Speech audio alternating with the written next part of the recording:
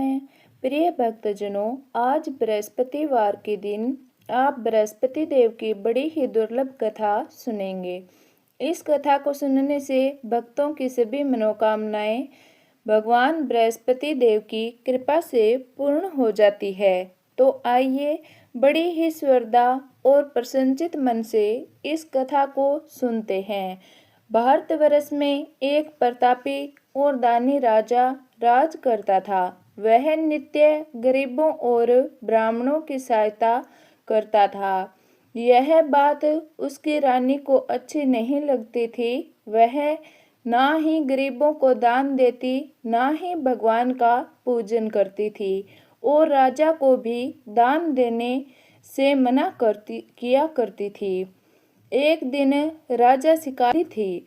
उसी समय बृहस्पति देव साधु वेश में राजा के महल में भिक्षा के लिए आए और भिक्षा मांगी। रानी ने भिक्षा देने से इनकार कर दिया और कहा, हे साधु महाराज, मैं तो दान पुण्य से तंग आ गई हूँ।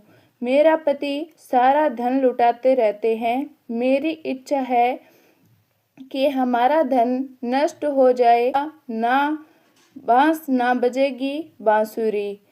साधु ने कहा, देवी, तुम तो बड़ी ही विचित्र हो।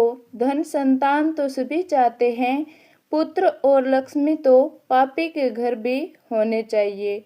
यदि तुम्हारे पास अधिक धन है तो भूखों को भोजन दो, प्यासों के लिए प्याऊ बनवाओ, मुसाफिरों के लिए धर्मशालाएं खुलवाओ। जो निर्धन अपनी कुंवारी कन्याओं का विवाह नहीं कर सकते, उनका विवाह करा दो। ऐसे और कई काम हैं जिनके करने से तुम्हारा यश लोक परलोक में फैलेगा। परंतु रानी पर उपदेश का कोई प्रभाव ना पड़ा। वह बोली, महाराज, आप मुझे कुछ ना समझाइए।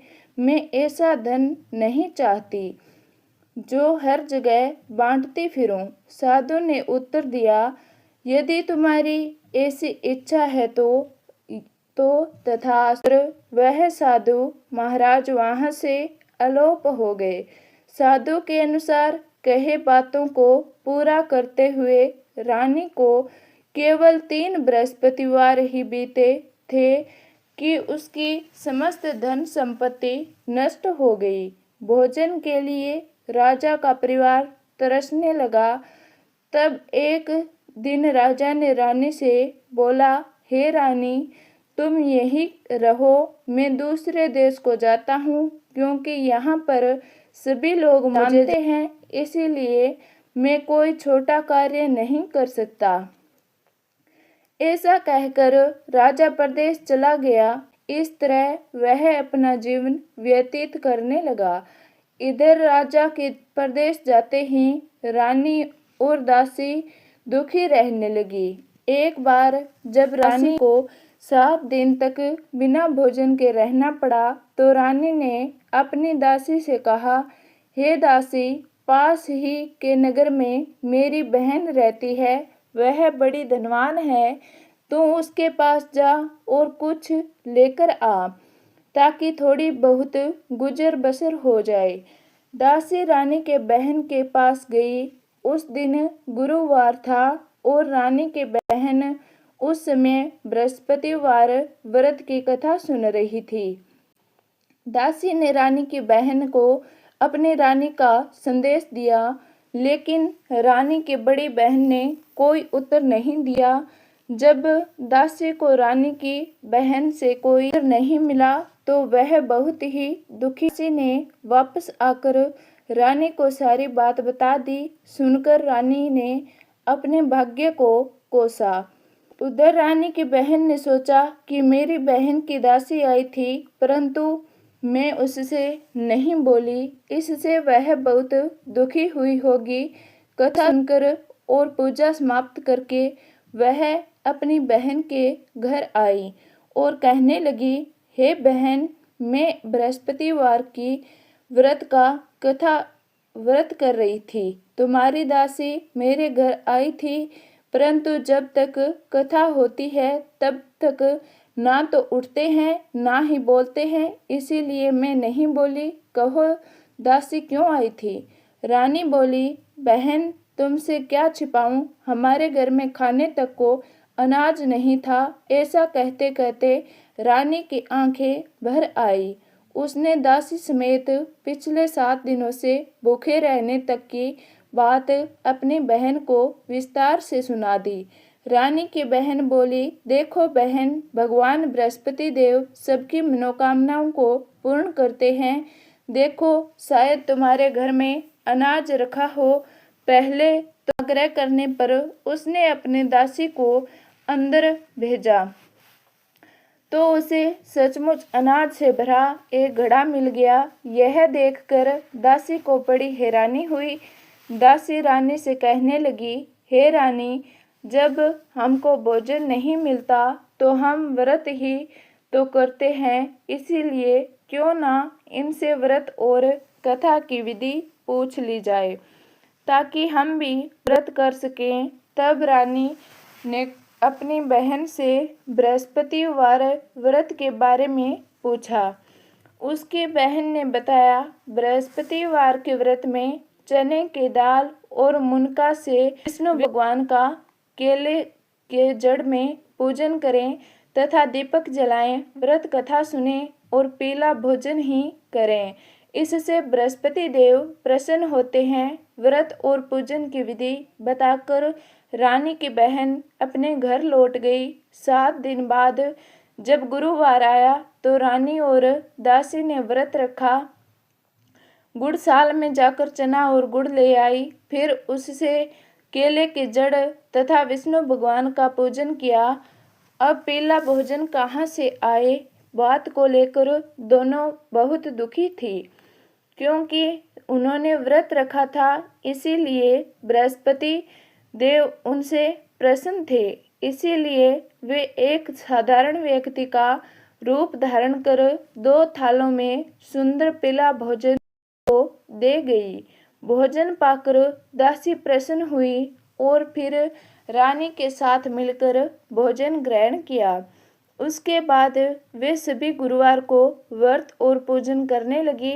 बृहस्पति भगवान की कृपा से उसके पास फिर धन संपत्ति आ गई, परंतु रानी फिर से पहले की तरह आलस्य करने लगी। तब दासी बोली, देखो रानी, तुम पहले भी इसी प्रकार आलस्य करती थी, तुम्हें धन रखने में कष्ट होता था, इस कारण सभी धन नष्ट हो गया और अब जब भगवान बृहस्पति की कृपा से धन मिला है तो तुम्हें फिर से आलस्य होता है। रानी को समझाते हुए दासी कहती है कि बड़ी मुश्किलों के बाद हमने यह धन पाया है, इसीलिए हमें दान पुण्य करना चाहिए, भूखे मनुष्यों को भोजन कराना चाहिए और धन को शुभ कार्यों में खर्च करना चाहिए, जिससे हमारे कुल का यश बढ़ेगा, स्वर्ग की प्राप्ति होगी और पितृ प्रसन्न होंगे। दासी की बात मानकर रानी अपना धन शुभ कार्यों में खर्च करने लगी, जिससे पूरे नगर में उसका यश फैलने लगा। एक दिन राजा दुखी होकर जंगल में एक पेड़ के नीचे आसन जमाकर बैठ गया। वह अपनी दशा को याद करके व्याकुल होने लगा। निर्जन वन में एक साधु प्रकट हुए। वह साधु वेश में स्वयं बृहस्पति देवता थे। लकड़हारे के सामने आकर बोले, हे लकड़हारे, इस सुनसान जंगल में तू चिंता मगन क्यों बैठा है? लकड़हारे ने दोनों हाथ जोड़कर प्रणाम किया और उत्तर दिया, महात्मा जी, आप सब कुछ जानते हैं, मैं क्या कहूँ? यह कहकर रोने लगा और साधु को अपनी आत्मकथा सुनाई। महात्मा जी ने कहा, तुम्हारी स्त्री ने बृहस्पति के दिन बृहस्पति भगवान का निरादर किया है, जिसके कारण रुष्ट होकर उन्होंने तुम्हारी यह दशा कर दी।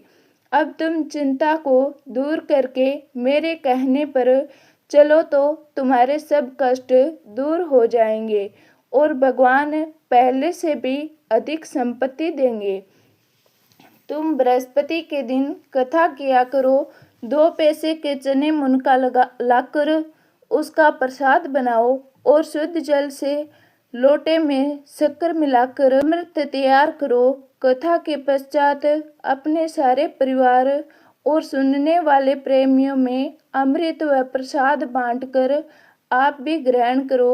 ऐसा करने से भगवान तुम्हारी सब मनोकामनाएं पूरी करेंगे।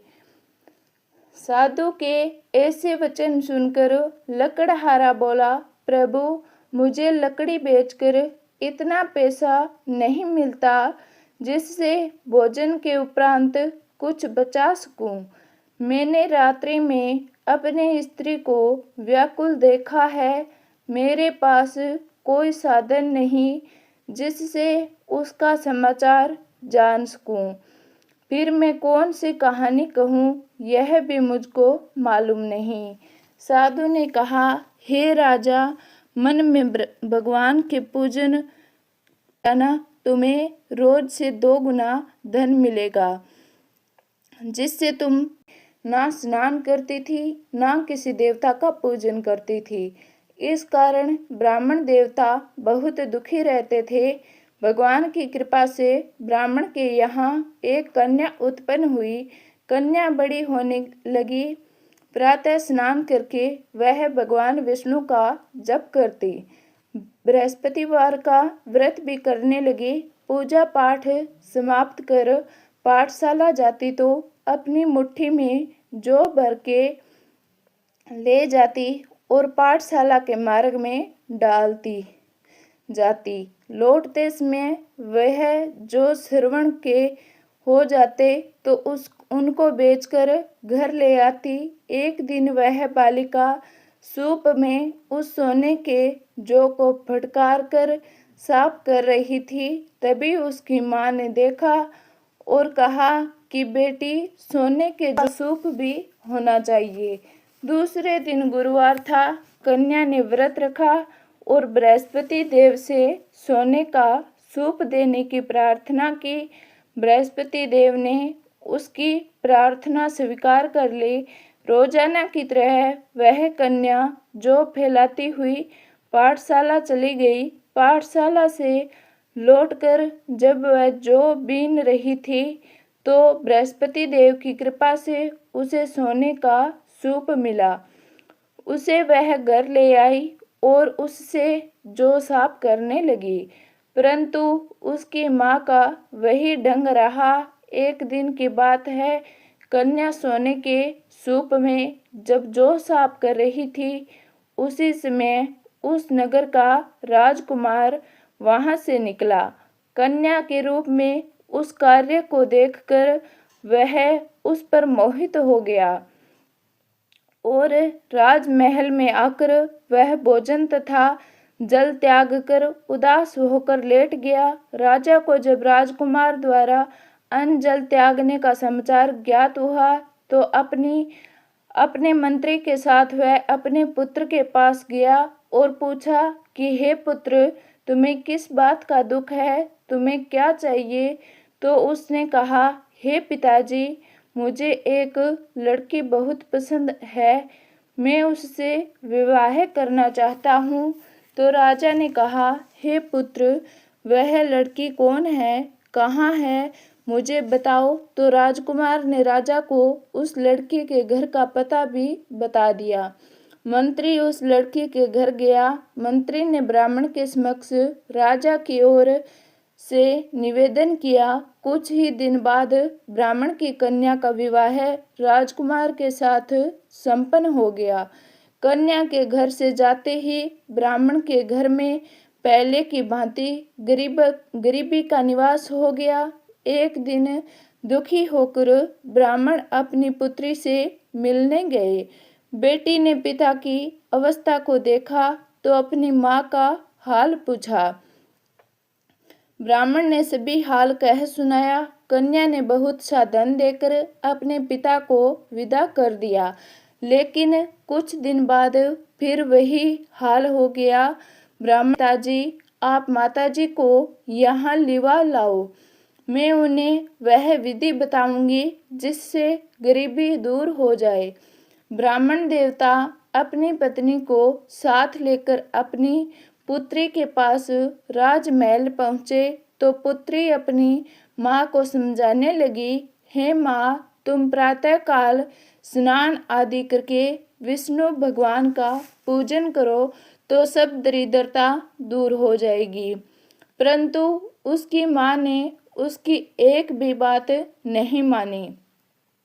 वह प्रातःकाल उठकर अपनी पुत्री की बची जूठन को खा लेती थी। एक दिन उसकी पुत्री को बहुत गुस्सा आया। उसने अपनी माँ को एक कोठरी में बंद कर दिया। प्रातः उसे स्नान आदि करा के पूजा पाठ करवाया तो उसके माँ की बुद्धि ठीक हो गई। उसके बाद वह नियम से पूजा पाठ करने लगी और प्रत्येक बृहस्पतिवार को व्रत करने लगी। इस व्रत के प्रभाव से मृत्यु के बाद वह स्वर्ग को गई। वह ब्राह्मण भी सुखपूर्वक इस लोक का सुख भोग कर स्वर्ग को प्राप्त हुआ। इस तरह कहानी कहकर साधु बने बृहस्पति देव वहां से लोप हो गए। धीरे धीरे समय व्यतीत होने पर फिर बृहस्पतिवार का दिन आया। राजा जंगल से लकड़ी काटकर शहर में बेचने गया। उसे उस दिन और दिनों से अधिक धन मिला।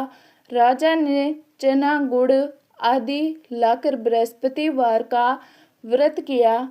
उस दिन से उसके सभी क्लेश दूर हो गए। परंतु जब अगले बृहस्पतिवार का दिन आया तो वह बृहस्पतिवार का व्रत करना भूल गया। इस कारण बृहस्पति भगवान नाराज हो गए। उस दिन उस नगर के राजा ने विशाल यज्ञ का आयोजन किया था तथा अपने समस्त राज्य में घोषणा करवा दी कि सभी मेरे यहाँ भोजन करने आए, किसी के घर चूल्हा ना जगे। इस आज्ञा को जो नहीं मानेगा उसको फांसी दे दी जाएगी। राजा की आज्ञा अनुसार राज्य के सभी वासी राजा के भोजन में सम्मिलित हुए, लेकिन लकड़हारा कुछ देर में पहुंचा, इसीलिए राजा उसको खूंटी पर लटका दिखाई नहीं दिया। रानी को निश्चय हो गया कि मेरा हार इस लकड़हारे ने चुरा लिया है। अब रानी के कहने पर लकड़हारे को राजा ने कैद खाने में डलवा दिया। लकड़हारा जेल में विचार करने लगा कि ना जाने कौन से पूर्व जन्म के कर्म मुझे यह दुख प्राप्त हुआ है, और जंगल में मिले साधु को याद करने लगा। तभी तत्काल बृहस्पति देव साधु के रूप में प्रकट हो गए और कहने लगे, अरे मूर्ख, तूने बृहस्पति देवता की कथा नहीं कही, उसी कारण तुम्हें यह दुख प्राप्त हुआ है। अब चिंता मत कर, बृहस्पतिवार के दिन जेल खाने के दरवाजे पर तुझे 4 पैसे पड़े मिलेंगे। उनसे तू बृहस्पतिवार की पूजा करना तो तेरे सभी कष्ट दूर हो जाएंगे। अगले बृहस्पतिवार को उसे जेल के द्वार पर 4 पैसे मिले। राजा ने पूजा का सामान मंगवाकर कथा कही, प्रसाद बांटा। ऐसा करने से बृहस्पति देव बहुत ही प्रसन्न हुए और उसी रात्रि में बृहस्पति देव ने उस नगर के राजा को स्वप्न में कहा, हे राजा, तूने जिसे जेल में बंद किया है उसे कल छोड़ देना। वह किसी अन्य देश का राजा है, वह निर्दोष है। राजा प्रातःकाल उठा और खूंटी पर टंगा हार देखकर लकड़हारे को बुलाकर क्षमा मांगी तथा राजा के योग्य सुंदर वस्त्र आभूषण भेंट कर बहुत सी धर्मशालाएं, मंदिर आदि बन गई थी। राजा ने पूछा, यह किसका बाग और धर्मशाला है? तब नगर के सब लोग कहने लगे, यह सब रानी और बांदी के हैं। तो राजा को आश्चर्य हुआ और क्रोध भी आया। जब रानी ने यह समाचार सुना तो वह कि राजा आ रहे हैं तो उसने बांदी से कहा, दासी देख, राजा हमको कितनी बुरी हालत में छोड़ गए थे। हमारी ऐसी हालत देखकर वह लौट ना जाए, इसीलिए तू दरवाजे पर खड़ी हो जा। आज्ञा अनुसार दासी दरवाजे पर खड़ी हो गई। राजा आए तो उन्हें अपने साथ लेवा लाई। तब राजा ने क्रोध करके अपनी रानी से पूछा, यह धन तुम्हें कैसे प्राप्त हुआ? तब उन्होंने कहा कि हमें यह धन बृहस्पति देव की इस व्रत के प्रभाव से प्राप्त हुआ। यह सुनकर राजा बड़े ही प्रसन्न हुए। राजा ने निश्चय किया कि 7 रोज बाद तो सभी बृहस्पति देव का पूजन करते हैं, परंतु मैं प्रतिदिन दिन में 3 बार कहानी तथा रोज व्रत किया करूंगा। अब हर दिन राजा के दुपट्टे में चने की दाल बंधी रहती तथा दिन में 3 बार कहानी कहता। एक रोज राजा ने विचार किया कि चलो अपनी बहन के यहाँ हो आवें। इस तरह निश्चय कर राजा घोड़े पर सवार हो अपनी बहन के यहाँ चले गए। मार्ग में उसने देखा कि कुछ आदमी एक मुर्दे को लिए जा रहे हैं, तो उन्हें रोककर राजा कहने लगा, अरे भाइयों, मेरी बृहस्पति देव की कथा सुन लो। वे बोले, लो हमारा तो आदमी मर गया है, इसको अपनी कथा की पड़ी है। परंतु कुछ आदमी बोले, अच्छा कहो, हम तुम्हारी भी कथा भी सुनेंगे। राजा ने चने की दाल निकाली और जब कथा आदि हुई कि मुर्दा हिलने लग गया और जब कथा समाप्त हो गई तो राम राम करके मनुष्य उठ खड़ा हो गया। आगे मार्ग में राजा को एक किसान खेत में हल चलाता मिला। राजा ने उसे देख और उससे बोले, अरे भैया, तुम मेरी बृहस्पतिवार की कथा सुन लो। किसान बोला, जब तक मैं तेरी कथा सुनूंगा तब तक 4 हरैया जोत लूंगा। जा अपनी कथा किसी और को सुना। इस तरह राजा आगे चलने लगा। राजा के हटते ही बैल पछाड़ खाकर गिर गए तथा किसान के पेट में बड़ी जोर का दर्द होने लगा। उस समय उसकी माँ रोटी लेकर आई। उसने जब देखा तो अपने पुत्र से सब हाल पूछा और बेटे ने सभी हाल कह दिया। तो बुढ़िया दौड़ी दौड़ी उस घुड़सवार के पास गई और उसने उससे बोली कि मैं तेरी कथा सुनूंगी, तो अपनी कथा मेरे खेत पर चलकर ही कहना। राजा ने बुढ़िया के खेत पर जाकर कथा कही, जिसके सुनते ही वह बैल उठ खड़ा हुए तथा किसान के पेट का दर्द भी बंद हो गया। राजा अपनी बहन के घर पहुंचा। बहन ने राजा की खूब मेहमानी की। दूसरे रोज प्रातःकाल राजा जगा तो वह देखने लगा कि सब लोग भोजन कर रहे हैं। राजा ने अपनी बहन से कहा, ऐसा कोई मनुष्य है जिसने भोजन नहीं किया हो? मेरी बृहस्पतिवार की कथा सुन ले। बहन बोली, हे भैया, यह देश ऐसा ही है कि पहले यहाँ लोग भोजन करते हैं, बाद में अन्य काम करते हैं। अगर कोई पड़ोसी में हो तो देख आऊं। वह ऐसा कहकर देखने चली, परंतु उसे कोई ऐसा व्यक्ति नहीं मिला जिसने भोजन ना किया हो। अतः वह एक कुम्हार के घर गई, जिसका लड़का बीमार था। उसे मालूम हुआ कि उसके यहाँ 3 रोज से किसी ने भोजन नहीं किया है। वह बहन ने अपने भाई की कथा सुनने के लिए कुम्हार से कहा तो वह तैयार हो गया। राजा ने जाकर बृहस्पतिवार की कथा कही, जिसको सुनकर उसका लड़का ठीक हो गया। अब तो राजा की प्रशंसा होने लगी। एक रोज राजा ने अपनी बहन से कहा, हे बहन, हम अपने घर जाएंगे, तुम भी तैयार हो जाओ। राजा की बहन ने अपनी सास से कहा। सास ने कहा, हाँ चली जा, परंतु अपने लड़कों को मत ले जाना, क्योंकि तेरे भाई की कोई औलाद नहीं है। बहन ने अपनी भाई से कहा, हे भैया, मैं तो चलूंगी, पर कोला जब कोई बालक नहीं चलेगा तब तुम ही क्या करोगी? बड़े दुखी मन से राजा अपने नगर को लौट आया। राजा ने अपनी रानी से कहा, हम निवासी हैं, हमारा मुँह देखने का धर्म नहीं है और कुछ भोजन आदि नहीं किया। रानी बोली, हे प्रभु, बृहस्पति देव ने हमें सब कुछ दिया है, वह हमें औलाद अवश्य देंगे। उसी रात को बृहस्पति देव ने राजा से स्वप्न में कहा, हे राजा, उठ, सभी सोच त्याग दे, तेरी रानी गर्भ से है। बृहस्पति देव की यह बात सुनकर राजा बड़ा ही प्रसन्न हुआ।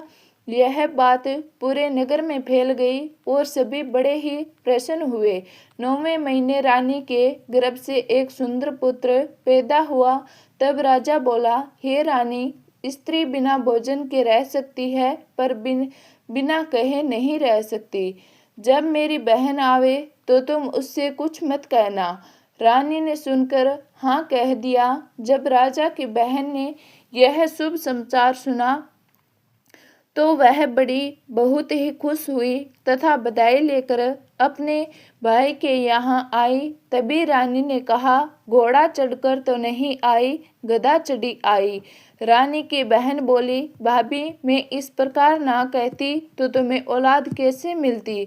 बृहस्पति देव ऐसे ही है, जैसी जिसके मन में कामनाएं हैं सभी को पूर्ण करते हैं। जो सदा भावना पूर्वक त्योहार का व्रत करता है एवं कथा पढ़ता है अथवा सुनता है, दूसरों को सुनाता है, बृहस्पति देव उनकी सभी मनोकामनाएं पूर्ण करते हैं, उनकी सदैव रक्षा करते हैं। जो संसार में सदा भावना से गुरुदेव का पूजन एवं व्रत सच्चे हृदय से करते हैं, उनकी सभी मनोकामनाएं वैसे ही पूर्ण होती है जैसे सच्ची भावना से रानी और राजा ने बृहस्पति देव की कथा का गुणगान किया। तो उनकी सभी इच्छाएं बृहस्पति देव जी ने पूर्ण की। अनजाने में भी बृहस्पति देव की उपेक्षा ना करें, ऐसा करने से सुख शांति नष्ट हो जाती है। इसीलिए सबको कथा सुनने के बाद प्रसाद लेकर जाना चाहिए और हृदय से उनका मनन करते हुए जयकारा बोलना चाहिए। तो प्रेम से बोलिए, बृहस्पति भगवान